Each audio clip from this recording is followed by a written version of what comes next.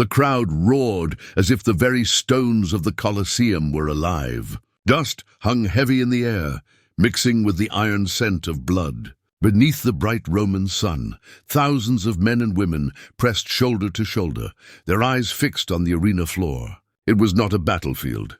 It was not a temple. Yet here, life and death were entertainment, and cruelty was the price of a ticket. A gate creaked open. From the shadows stepped a condemned prisoner, trembling, unarmed, forced into the glaring light of Rome's hunger for spectacle. Across from him, the gate on the far side thundered upward, and the arena floor shook as a wild beast was released. The people cheered, not because they feared for the man, but because they wanted to see him torn apart. Every scream, every drop of blood, was another thrill in a society addicted to violence. What unfolded in these arenas went far beyond gladiators and staged battles. Beneath the glamour of marble walls and the empire's pride lay horrors so disturbing that Rome itself tried to hide them. From gruesome executions disguised as mythological plays to cruel experiments that used human beings as props. The Roman arenas became theaters of nightmares. This is the story of the spectacles Rome never wanted remembered. The hidden acts of cruelty that stripped away the mask of civilization and exposed humanity at its darkest. Welcome to the arena. To understand the horrors of Rome's arenas, we must step back into a world where power and blood were woven together. The Roman Empire prided itself on order, law, and civilization, but beneath the polished marble and grand speeches, violence was the glue that kept society in awe of its rulers. The games were not mere entertainment. They were political theater, tools to distract, to control, and to remind every Roman citizen who held the power of life and death. The origins of the spectacles lay in ancient funeral rites, when blood sacrifices were made to honor the dead. Over centuries, these rituals grew into something far more elaborate and sinister. By the time of the Colosseum's opening in 80 AD, the games had become a central stage for the empire's identity. Emperors staged vast festivals that lasted for days, sometimes months, offering the crowd battles between gladiators, hunts of exotic beasts, and reenactments of legendary myths. But behind the grandeur was a darker truth. Prisoners of war, criminals, and slaves were thrown into the arena not as combatants, but as living tools of punishment. Exotic animals were shipped from Africa and the Middle East, caged for months, only to be unleashed in choreographed scenes of death. The very architecture of the amphitheater was designed for blood. Hidden trapdoors, lifts, and elaborate stage machinery created sudden appearances of beasts and weapons, ensuring the audience never looked away.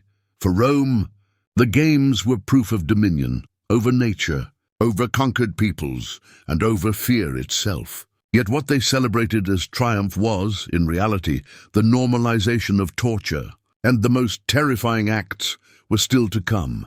The arena was not only a place for gladiators to fight, but a stage where cruelty was elevated to art. Some spectacles shocked even hardened Romans. One of the most disturbing practices was the execution of criminals through reenactments of myths. A man condemned to die might be dressed as Icarus and hurled from a platform to crash onto the sand below, bones shattering while the crowd laughed at his fall. Others were made to play the part of Prometheus, chained and torn apart by wild animals in front of tens of thousands. To the audience, it was theater. To the victim, it was agony. There were also the infamous venacion, animal hunts that blurred into slaughterhouses. Lions, tigers, elephants, even crocodiles were unleashed upon the arena floor. Sometimes they fought each other, tearing flesh in a frenzy.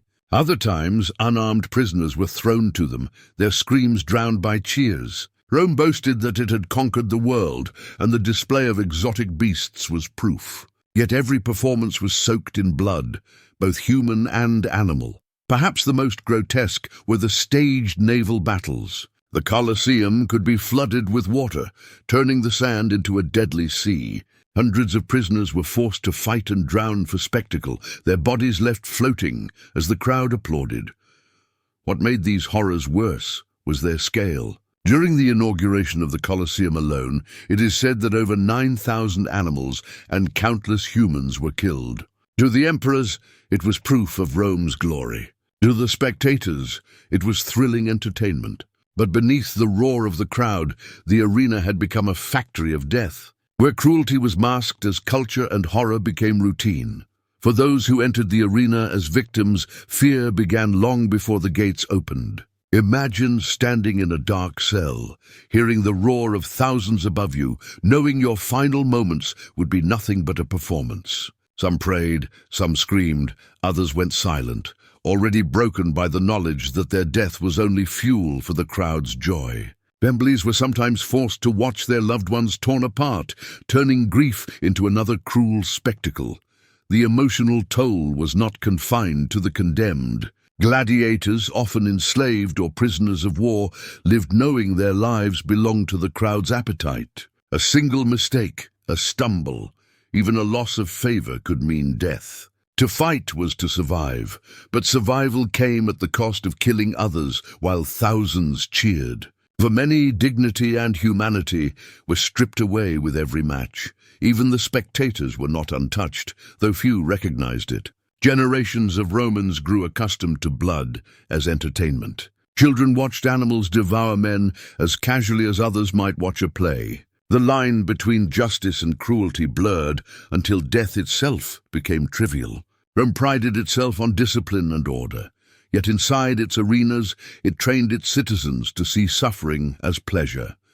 This normalization of violence seeped into the empire's culture, shaping politics, values, and even daily life. The games were meant to unite the people, but in truth they eroded compassion, replacing it with a hunger for ever more shocking displays. The cost was not only in blood spilled on the sand, but in the loss of empathy within an entire civilization.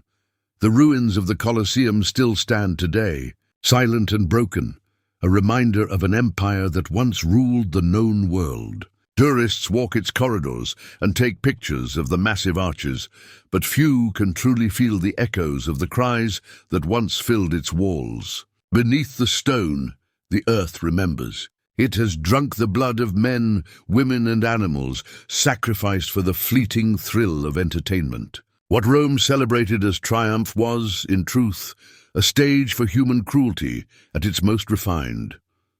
Looking back, we must ask what this history teaches us. Rome's arenas show how easy it is for a society to lose sight of compassion when violence becomes spectacle. When cruelty is dressed as culture, people forget the weight of suffering. The empire that prided itself on law and civilization also normalized horror as a pastime, and that contradiction was one of the cracks that weakened its soul.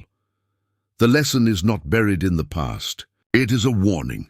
When we numb ourselves to the pain of others, whether in history, in war, or in modern forms of exploitation, we risk repeating the mistakes of Rome. Power and pride cannot justify cruelty. What defines true civilization is not the roar of the crowd, but the voice that dares to stand for mercy. Thank you for watching.